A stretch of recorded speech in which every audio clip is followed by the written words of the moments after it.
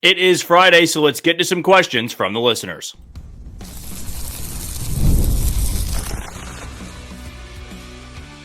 You are Locked On Royals, your daily Kansas City Royals podcast. Part of the Locked On Podcast Network, your team every day. You are tuned into another edition of Locked On Royals and the Locked On Podcast Network. As always, I am your host, Jack Johnson, and you can find me on Twitter or X, whatever you want to call it, at JohnnyJ_15. That's at JOHNYJ_15. You also can catch us on wherever you listen to podcasts. That can be Spotify, Apple Podcast, Amazon Music, Google Podcast, Odyssey, and YouTube. Just be sure to hit the follow button and subscribe. For you first-time listeners, here's how the format works. We bring you episodes Monday through Friday, 30-minute episodes, as well as some 60-second shorts right after the game or sometime after the game. You can always find those on our YouTube channel, of course. Just gives you a quick breakdown of what happened in that night's Royals game. But we also will be having the Royals postcast hosted by Chance Lebo, which if you want to know more about Chance, you can always check out yesterday's episode, and he'll be starting that here in the next few weeks or so, where right after the game, he'll be going live and breaking down the game for about 15 minutes or so. Before we dive into today's show, I want to let you know that today's show is brought to you by FanDuel, and right now, new customers can get $200 in bonus bets when your first $5 bet wins. So get started today at FanDuel. And a reminder that if I don't get to your question, if I somehow miss it and it got lost somewhere, just reach out to me directly on Twitter. Again, that handle at JohnnyJ_15. One N, by the way, in the username. Send me that question. I'll answer it by the end of the weekend, or you can always leave your question again below on this YouTube video. Sometimes it's tough to go back and find every single question. What I will always say, and maybe I should have been more clear on this in the beginning, when I ask for the questions on Thursday night, that's the best place to put your question. And always the best time to ask a mailbag question is on this week's current episode. When I get them, on Monday and you reach out to me on Twitter, it might be tougher to go back and find that question. So those are the best ways to get your question in, but I'll always answer it in some way, shape, or form. We'll begin today's episode with a YouTube question from Morgan. Maybe this has been answered here already, but is Chance related to Todd Lebo at 8'10"? He does get that a lot. There is no relation whatsoever, actually spelled differently. Chance's last name is Liebau, where Todd Lebo at 8'10"'s last name is Leabo. So common question, but no, they are not related. Next one comes from Reese. Thoughts on John Rave and Nick Loftin so far? Loftin has had great swings, in my opinion. Rave has had some at-bats where he's seen a ton of pitches, but not great results. There's not enough on them just yet for me to form a true opinion. I do feel that Nick Loftin looks different. He almost looks bulkier at the plate, and we saw some of that power in Omaha. His approach seems far more mature and polished up. I'm excited for him to get more opportunities. As for John Rave, defense has been good. The speed is definitely above average. And I did feel he got unlucky a little bit in that first series against Cincinnati. Excited to see what he's got in store tonight. Should be a big crowd. The Big Slick softball event is happening as well before the game. So he'll get his first chance to play in front of a huge crowd this weekend against the first place team. But so far, so good, I would say, in certain areas.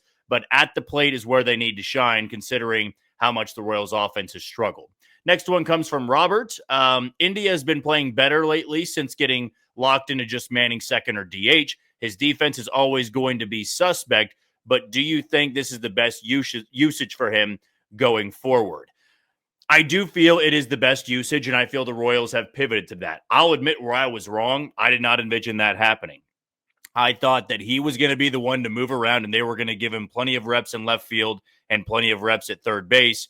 But this is where you have to turn to now. He is a second baseman. He is a DH, and he might be DHing a lot more considering the defense is well below average, and the Royals do value that type of defense. But I feel he's able to settle in a little bit better now, and the key is to get him going at the plate, which in the Red Series, he was 5 for 11 against his former team. This one comes from RWJ. How much of Noah Cameron's success is just other teams not having tape on him? Is he really this good, or is it maybe a mix? There will be a pretty big indicator next Thursday, which is when I believe he'll be due to start. Cole Reagans does begin his rehab assignment this weekend in AA Northwest Arkansas. We'll see how that goes, but I'd imagine Noah Cameron will be making the next start against St. Louis, a team he's already seen before. That is the best way to show that what I am doing is believable. Reason being, this is the second time he's facing a team in less than a month. And those guys are going to have better than just film on him. They've actually faced him before. And so if he can have another quality start, I feel you can really buy into what he's doing. But even through these first 4 starts, I mean, we saw how impossible it's been for pitchers since 1893 or whatever it was to have 4 consecutive starts to begin your big league career with only 1 run or less allowed and 6 or more innings thrown. That has to mean something. That's more than just 1 start there. So I'm buying into it, but it really can go a long way with a good start next Thursday. Cole's question, since Noah Cameron has been so good, do you think he should replace Michael Lorenzen, or should Salvi be farther down in the batting order? We did discuss this a little bit. I actually have changed my opinion on what the Royals should do. I feel a 6-man rotation is the best way to go about it. Here's why. You give some of those guys coming off the injured list more time to rest. You keep both Lorenzen and Cameron stretched out, and you're getting value out of both of them. You're going to have to make a roster move anyway to make room for Cole Reagans. But also I could see with Lucas Ursa going on the IL, the Royals wanting a little bit more help on the bullpen, and I feel Lorenzen could aid that. But I also want to see both of them in the rotation because I'm very confident in Michael Lorenzen bouncing back. Now, I don't want Noah Cameron going anywhere. Detroit has a 6-man rotation, and it's worked out well for them so far. I think I'd like to see the Royals go that direction as well once Reagans is ready to go. This one comes from, looks like, don't want to skip anybody here, A and B. The one consistent, albeit minor hole that people point to is Bobby's defensive game is that he's reluctant to attempt to get the lead runner when there's a ground ball hit to him and a base runner running from second to third. Do you think he is being instructed to take the sure out every time by the coaching staff, or does he have a mental block in throwing to third? I don't believe they're coaching him one way or another on what to do in that. It's all about judgment, and it's always better to get the sure out, and also it depends on which spot in the game are you at. Is that the go-ahead run? Is that the tying run? Different situation, but it's all about reaction. If he feels that the way he fielded that ground ball, it's an awkward throw to third, then take your time and throw the ball to first base. But I do know what you're talking about. There have been some moments I've questioned why he hasn't thrown to third, but it's about the footwork, the timing, how you field it. If you've set your feet to throw to first base, it's better to just stick with first base than have that indecision and have a guy at third base and at first base and an error charge to you. Next one comes from Christopher. What are your thoughts on the Royals exploring adding Kyle Stowers or James Woods? 0% chance they could get James Woods. The Washington Nationals are so high on him. He's one of the young stars in this game. It would be impossible to bring in someone like James Woods. As for Kyle Stowers, much more of a realistic option. I feel that with the way the Marlins season is gone, him having a breakout season at age 27, there's a lot to like there. And he's got the years of control. The Royals can pay into that, and they could have a corner outfielder for the future. He's one of my favorite names out there, and the Marlins being sure sellers moving forward. You know, we see teams from time to time look at a guy who has a breakout year at 27 and go, well, even if he does continue this stretch, we're not anywhere close to contention. And by the time we might be, he's going to be 30 years old and coming up on, being a free agent at that point. So in my opinion, one of the best names you can go for out there, James Woods, he would be impossible to go and get. This one comes from another Christopher, actually. Could you break down the benefit of delaying a debut in terms of service time? Is it just about avoiding the Super 2 designation after year 3? I'll actually clear this up, and not so much of breaking down the manipulation. The Royals are not going to be doing that in any way, shape, or form. They're just waiting to see when maybe the time is right at the big league level for him to come up. And JJ Picollo has said so many times that you want to wait till the team is rolling, and then you can add that rookie to the mix. But they didn't manipulate it with Bobby Witt Jr. They're one of those organizations that notoriously doesn't manipulate that. But yeah, when what you brought up there with the question, that's pretty much the way some teams go about it. The one I can really recall was when the Cubs did it with Chris Bryant, and they had Mike Holt starting at third base, and Bryant was on billboards in Chicago, yet he began the year in Iowa, AAA Iowa, for like the first couple of weeks, and they called him up so they could manipulate that service time. If I can recall correctly, I might be a bit off on that, but the Royals are not going to be doing that with Jack Caglio. Okay, we'll take our first break here. When we come back, still a lot of questions to get to next on Locked On Royals. You are tuned into Locked On Royals and the Locked On Podcast Network. I'm your host, Jack Johnson, and you can follow me on Twitter at JohnnyJ_15. That's at JOHNYJ_15. Want to let you know about Supply House, one of our sponsors today. You can get the supplies you need from the site made for the skilled trades. That's Supply House. Whether you're in plumbing, HVAC, or electrical work, Supply House is a reliable way to order products online. Their easy-to-use website is packed with helpful resources and the latest product info to help you get the job done right. Plus, with a complete inventory of over 200,000 parts from 400-plus top brands, you'll find exactly what you need delivered fast from coast to coast. Need help with an order? Supply House offers expert support and industry-leading service, so you'll always talk to a real person every time. And for trade pros looking for an extra edge, their free Trade Master program offers exclusive perks like a dedicated phone line, free shipping, and discounts on every order. Thousands of skilled professionals are already taking advantage. Now it's your turn.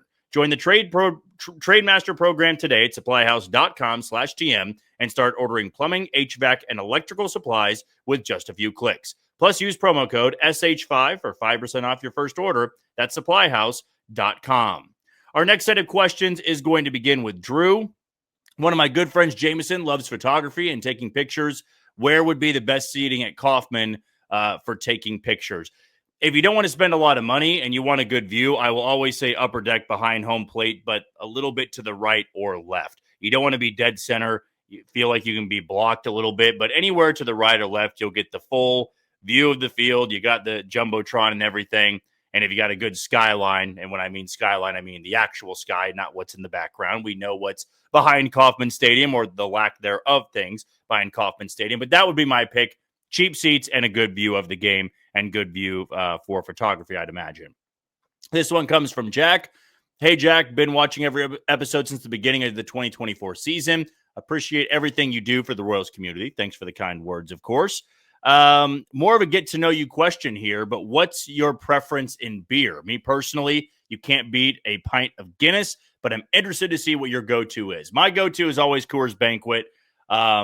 That, if it's available, I go to that. If it's not available, I go to Budweiser. But I have dabbled before in drinking Guinness. I don't mind it at all. I just prefer either Coors Banquet or Budweiser from watching a game or really just drinking in general. So, love the question there, actually. I'm always open to get to know you questions if people want to know more about me, or if you want them to be about the Royals, that's totally fine as well. This one comes from Jordan. With the way the rotation is pitching, do the guys need to be moved around? I think I know we still have a lot of season left, but if we get to the playoffs, would we run with Bubic, Cameron, Lugo, and Reagans and move Lorenzen in the bullpen, then keep Walker as our fifth? If the playoffs were to start today, I'd still say it'd be Reagans, Lugo, Bubic, Waka, or you could even put Bubic as the 4 there, just to see if Bubic can continue this for the entire year.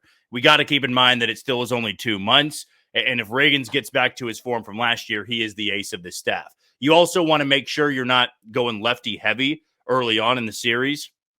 I would always prefer to have a right-hander in between those starts. So I could also see Reagans, Lugo, Bubic, and then Waka for your 4 starters going into the postseason. But first things first, got to actually make it there. Noah Cameron, yeah, I don't know if he would be in the first 4, but if you got to a 7-game series, I believe he would be making some starts, assuming he would be staying in the rotation. Next one is from Camaro. Do you think when Harvey gets back, he and Ursig and Estevez can be as good as HDH? Also, should Jack be called up for the next series? Don't see Jack getting called up before June 10th, in my opinion. And as for the HDH, no. I even believe healthy, you can't replicate that. That's one of the best trio of bullpen arms we've ever seen in the sport. And maybe we took it for granted a little bit. I know that I didn't, but Harvey, Estevez, and Ursig, and now with 2 of those guys on the injured list, tough to do that. But even when they're healthy, no, they can't be as good as HDH. This one is going to be coming from Twitter, and the first one, I believe, is coming from Jeff. I know John Sherman has cut players and ate some money. Has he ever took on money from acquiring a player?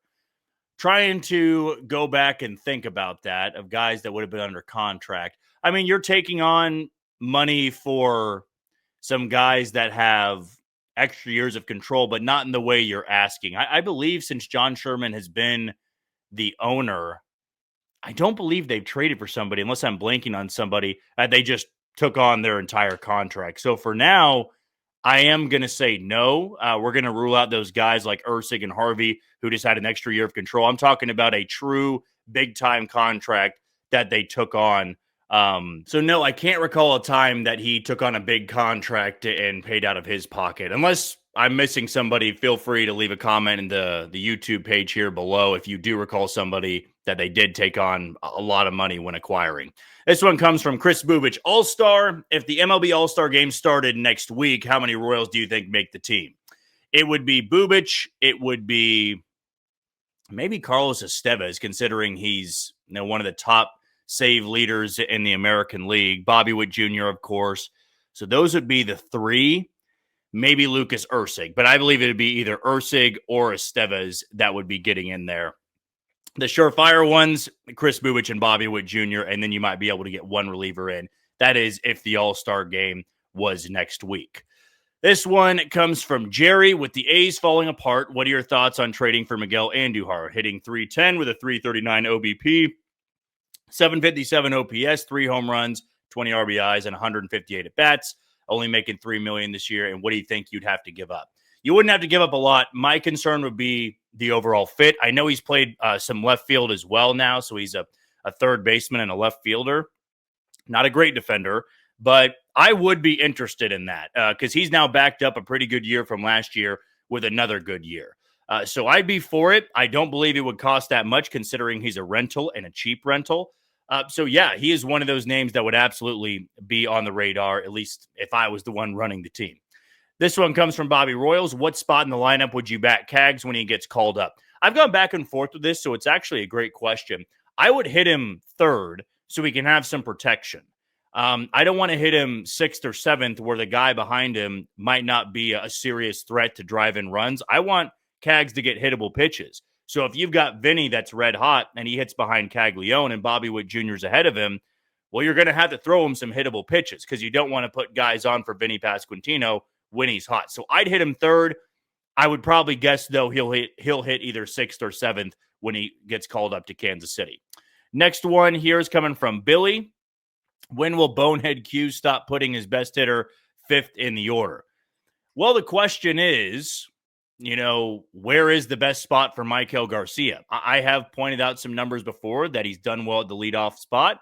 He also wasn't good in the leadoff spot last year. And the last thing you want to do is risk screwing with what he's doing. If he's comfortable hitting fifth, then leave him there. That's another thing I do believe in baseball, where if you have somebody hitting well eighth or ninth, it might just be because they're comfortable hitting eighth or ninth, and you don't want to overdo it and move them up to the top. But if Maikel Garcia is hitting no matter where you put him, then yes, I would hit him leadoff if Jonathan India just can never get going. But I would say fifth is fine for him right now. I'd even argue that you could hit him fourth with the way that Salvi's swinging the bat. Next question comes from Marty, who says no, Noah Cameron for Roman Anthony. The Red Sox would say no on that. I also saw a suggested trade of Noah Cameron for Wilyer Abreu. The Royals would be foolish not to accept a trade like that. It was also hypothetical from, I want to say, the MLB exec burner account that pops up every once in a while.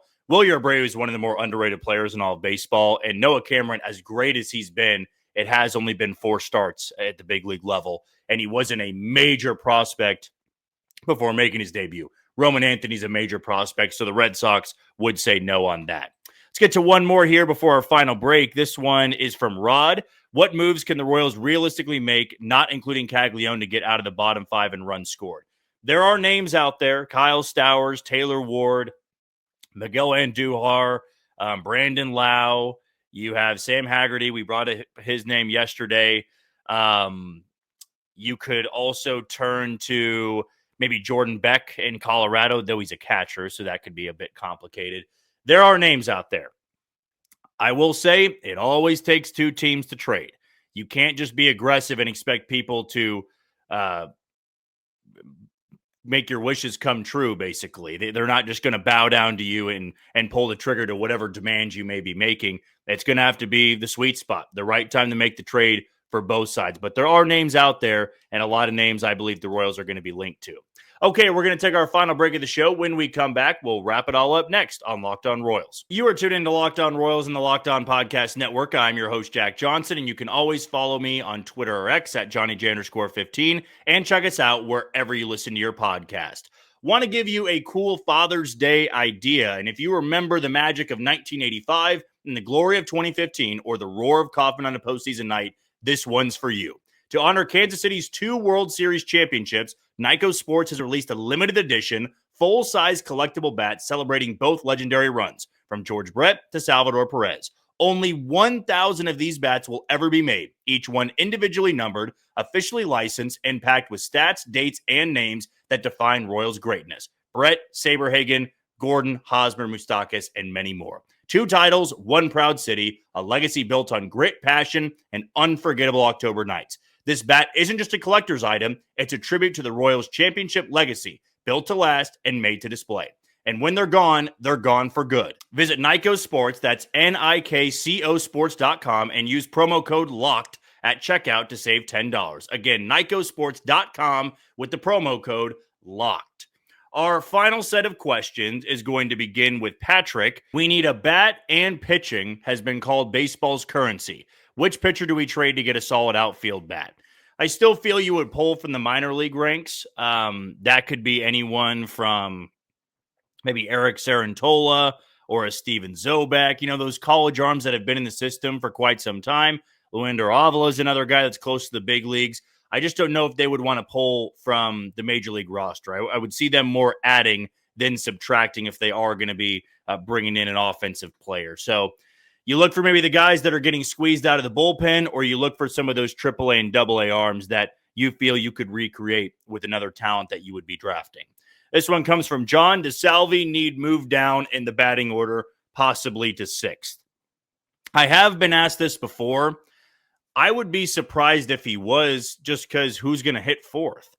There's nobody that perfectly fits the 4 hole. I mean, Michael Garcia could, because it's one spot in the order, and it does prevent you from having back-to-back base cloggers and Vinny and Salvi.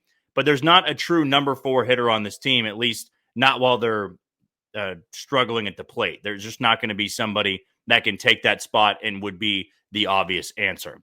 Coop's question, why can't they hit the baseball? It's not so much that they can't hit the baseball. They've actually squared the ball pretty well in their last series. My biggest issue is they don't hit the ball out of the yard, and they don't hit well with runners in scoring position. That was a thing they did thrive in last year. They had multiple guys that could hit the ball out of the yard, and they were fantastic with runners in scoring position. That's been the issue this year. Brad's question, should we try to pursue Brian Reynolds? He has multiple years of control, and he would be a long-term fix. I wouldn't hate it. I just think there are better options out there and more of the names that we've been talking about over the last few episodes. So I don't hate it. Maybe I'll throw them into the next trade target conversation that we'll be having on the Locked On Royals channel. This one is from John. Will they go with a 6-man rotation? I've changed my opinion, and I do that from time to time. I try to be consistent as best I can, but that would be my pick. You keep Lorenzen stretched out. You keep Noah Cameron stretched out. Both of them can help out the rotation, and you give some extra relief to Seth Lugo and Cole Reagans. This one is coming from Tom with Harvey out, seemingly for a while. Why is Cameron not being considered for a Bubic-type bullpen role when the other starting pitchers are healthy? Would help limit his innings. It could roll him into a full season as a starting pitcher in 2026, like they did with Chris Bubic. Well, with the way Noah Cameron's pitching, I'm not sure you want him in the bullpen. He has better value starting games than he does the one-inning guy. Now that Ersig's out, you might need a Noah Cameron or a Michael Lorenzen to move to the bullpen. But like it was with Chris Bubic, his best value is in the rotation, not as a one-inning guy, and I believe the same goes for Noah Cameron.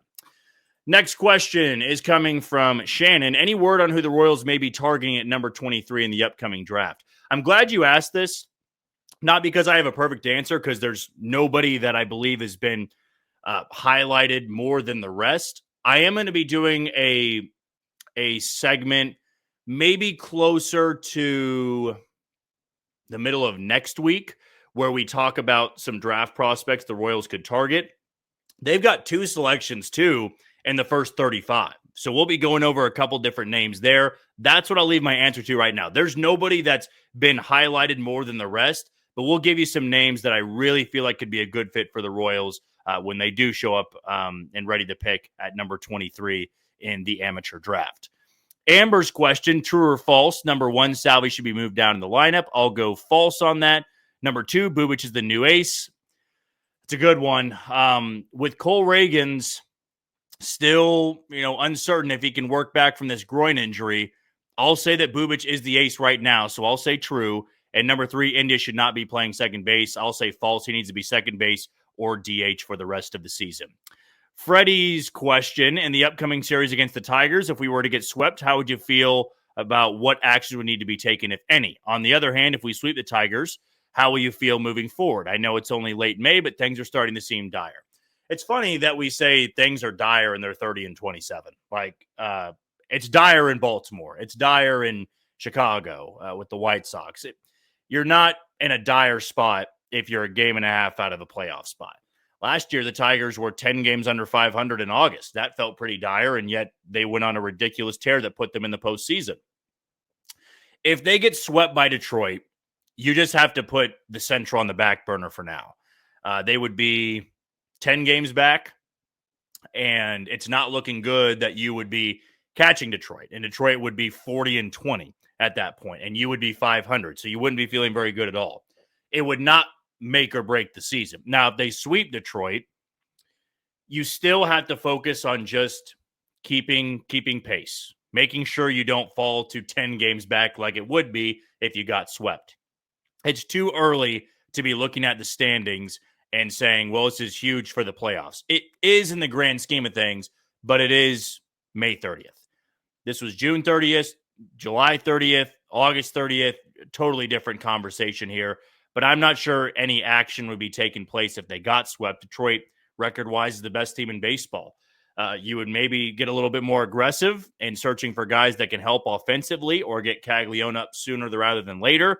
But I don't believe anything will happen if they sweep or do get swept by Detroit this weekend.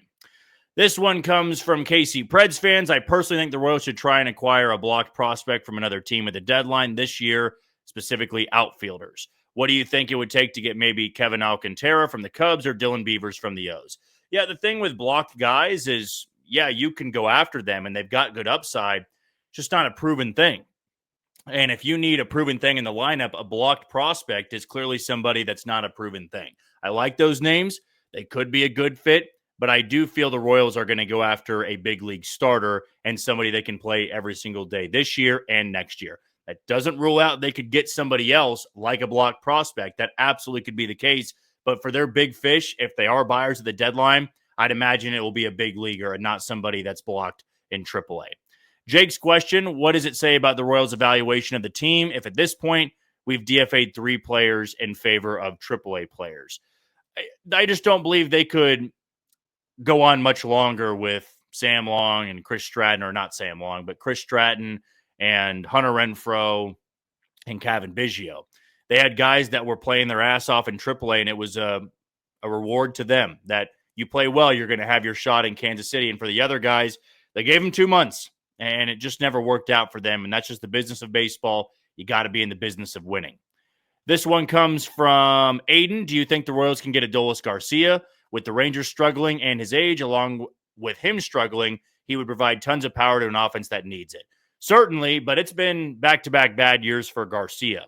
Do you really feel he'd be a huge upgrade in the lineup? Power, maybe, but he's also only got 7 home runs on the year. I get he's got 30 home run potential, and he's far cheaper than he was 2 years ago, coming off being the World Series hero. But he could be a name out there. If he heats up a little bit and the Rangers are out of it, I'd imagine the Royals might take a look at him, considering the power he would add to the lineup. This one is from Eli. Thoughts on Eugenio Suarez as a trade target or free agent signing this offseason? He has pop nobody else in the lineup has, aside from Cags, when he gets called up. Diamondbacks are falling behind in the loaded NL playoff picture, and he's a free agent after this year in 34. I don't know if I would go after him in the offseason because of the ages you just brought up, but I would like him as a target if he played other positions. You can DH him. That's a part to this, but third base and first base, you've got that covered. And with Caglione coming up, that's another first baseman you have on your roster. So if you could make it work, I'll say the same thing I did about Ryan O'Hearn.